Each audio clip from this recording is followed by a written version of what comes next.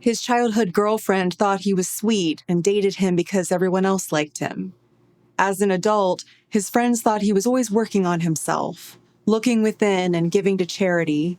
No one suspected he was behind a decades-old cold case, the murder of his childhood girlfriend's mom.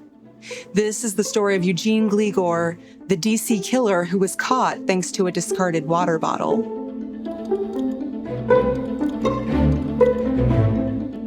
Hi friends, I'm Katie, and this is Katie Does Crime. Thank you for joining me for the first time if you're new here. I'm a Midwesterner who now lives in New York City, putting my writing degree to use by researching true crime cases that interest me, and hopefully you. And hello to the usual rapscallions and reprobates. Please consider subscribing or joining me on Patreon if you'd like to hear more true crime stories. On May 2nd, 2001, 49-year-old Leslie Jennings Prier didn't show up for her advertising production job at 10 a.m. Her office called her husband to make sure she was okay, but all he knew was that everything seemed normal when he last saw her when he left for work before 8 a.m. He expected her to hop on a bus and take it to work soon after he was gone. Leslie's boss and her husband, Carl Prier, went back to the home he shared with Leslie in Chevy Chase, a wealthy area outside of Washington, D.C. There was blood at the entrance of the two-story brick house, so her boss called 911 while they went to wait outside. Officers found Leslie dead upstairs in the primary bedroom. At first, the police said it wasn't an obvious homicide, describing the foyer of the home as having blood marks. They thought Leslie may have had an accident or taken her own life. But 3 days later, after an autopsy, they were changing their tune. The Montgomery County Police said Leslie had died due to blunt force trauma and strangulation, that there were signs of a struggle, and that, actually, there was a significant amount of blood on the walls and floor. The head of the Major Crimes Division said, "When we walk through the door, sometimes it doesn't jump out at us immediately." But blue light had eventually revealed just how much blood someone had tried to clean up at the crime scene.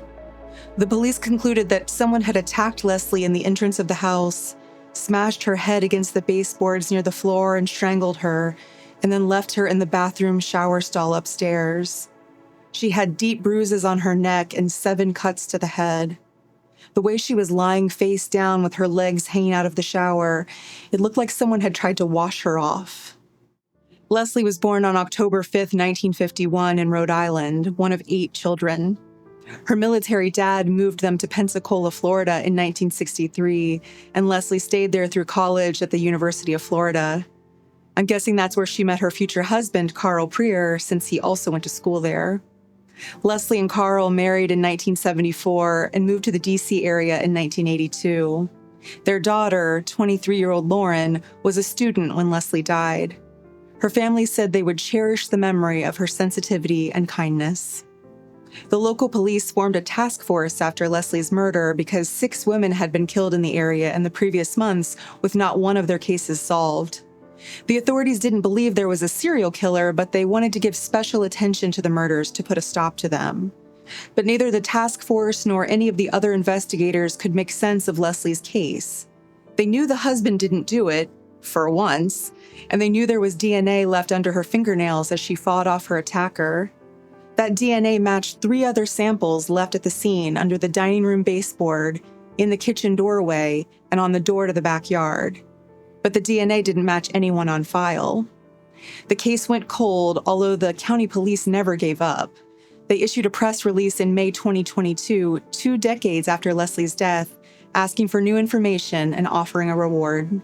Lauren Elizabeth Prier is Leslie's daughter. 21 years later, she says this loss still hurts. It was unreal. I mean, it was just, she was my best friend. And I think about her and I dream about her all the time, the way she was. And she was such a wonderful mother. And that's how I remember her. And the police really meant that they were still working the case. Later that year, blood from the crime scene was submitted to a lab for forensic genetic genealogical DNA analysis. Using an existing registry of samples submitted to ancestry research companies, they linked DNA from under Leslie's fingernails to 2 women in Romania who were loosely related to their suspect. And it took almost 2 years, but a detective drew up a family tree from there and found that one of the branches extended into the United States. Distant family members in America had the last name Gligor, and it was a name that was already familiar to the police. Written down in their case file from 20-plus years ago was a tip: look into Eugene Gleigor. Detectives needed to collect his DNA to be sure he was their guy, so when he flew back to the U.S. from a trip abroad, they had customs agents put him in a room for some secondary screening. While he waited, he picked up a bottle of water from the table, drank it, and left it behind. Of course, the authorities were able to get a DNA sample from the bottle, matched it to the sample from under Leslie's fingernails, and left Gleigor nothing to do but confess. Eugene Theodore Gleigor grew up a 10-minute walk from the Prier family. His dad is an engineering professor with his own Wikipedia page, and his mom is evidently important enough that her second marriage was written up in the New York Times. He had dated Leslie's daughter, Lauren, in high school in the 90s for about 5 years, starting when she was 15 or 16. Their friends were friends with each other, everyone liked him, and he was supposedly good-looking. She remembers him as outgoing and sweet. Gleigor had gone on to get married and divorced again. He worked in real estate and then became an account executive at a video surveillance firm. And now, at 44 years old, he lived in what the Washington Post called Washington's trendy U Street corridor. Friends said he was warm and outgoing, always working on himself and his personal growth. One coworker said, "I couldn't imagine him hurting a fly." When someone had asked him after Leslie's murder who he thought did it, he said with a steady gaze, "Your guess is as good as mine." Of course, even the most zen of us will fight being hauled off to prison, so Gleigor denied everything at first. When he was finally arrested in June 2024, he told one detective, "I asked for legal representation and you guys are very smug looking at me like I've done something. And of course, it's innocent until proven guilty, right? Am I wrong or right?" And I don't need to see the interrogation footage to know who was the smug one here. My favorite bit of the interview is when detectives asked him if he remembered Leslie Prier, and he said, I'm a little confused. So to find out more and talk to me, why not just call me and ask me to come in and talk? I mean, I feel a little bit trapped here."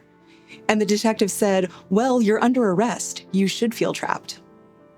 Gleigor was charged with first-degree murder, and his lawyers immediately set to work on a flurry of motions to get the DNA evidence thrown out. They said it violated his constitutional right against search and seizure to have his sample collected in a ruse at the airport. But they must have known how the judge would rule on that, because in May 2025, Gleigor pleaded guilty to second-degree murder. It's unclear if he was ever on the police's radar as anything more than a mention. A neighbor had provided a tip to the police the year after Leslie's murder when nothing else had materialized. This person said they thought the 21-year-old may be somehow related to the Leslie Prier murder because the cops were regularly at his family's house to deal with underage drinking and drug use. And of course, he was Lauren's ex-boyfriend. Lauren and Eugene Gleigor weren't dating when Leslie was killed, but it hadn't been some contentious breakup. They tried a long-distance thing while he was in college for a couple of years, but both decided it was better to split. They remained on good terms and saw each other at events with mutual friends. Lauren says that at the time he would have killed her mom, they were both dating other people. Gleigor got into a little bit of trouble with shoplifting and drugs as a teenager when his parents were going through a difficult divorce, and he later struggled with alcohol, but friends said he had been to rehab and had left that part of his life behind. They saw him giving money to charity. They thought of him as introspective and positive. They didn't know that his second wife had accused him of yelling at her while throwing things and punching walls. They hadn't seen the way he could be condescending and superior at work. They didn't know that his brother was worried Gleigor would hurt him. None of this is really a motive for killing Leslie, though. The police never collected DNA from Gleigor in the early 2000s, but Lauren said her dad always said there was something off about him. Carl Prier died in 2017 and never got to see his wife's murder solved. Their daughter, Lauren, is now almost as old as Leslie was when she died. She remembers how Gleigor was at home in her parents' house while they dated and the pasta meals her mom cooked for him. She remembers the games of life and parcheesi they played when he tagged along on family vacations to East Coast beaches. Since her mother's murder, Lauren tells me she bumped into Gleigor a year ago at a restaurant in D.C. I've spoken to him. He didn't seem weird and how you can look somebody in the eye and knowing that you committed this crime and act like nothing happened is pretty unreal. Gligor didn't come to Leslie's funeral, so when Lauren ran into him at a bar a while later, she told him her mom had died. He said convincingly, "I'm so sorry." Evidently not sorry enough to confess right away, though, and not sorry enough to ever try to explain why he did it. This is absolutely just a guess on my part, but Gligor had been a suspect in burglaries from around town, so I wonder if he broke into the Prier home and was surprised to find Leslie there and acted on impulse. He'll be sentenced in August, but he'll avoid life in prison with his guilty plea to the lesser charge. He's expected to get a maximum of 30 years. As always, please let me know what you think about this case in the comments. Thank you for tuning in today. I'm just a true crime fan like you are, and I really appreciate you taking a chance on me. Please like and subscribe to my channel if you like spending this time together. I would be so appreciative.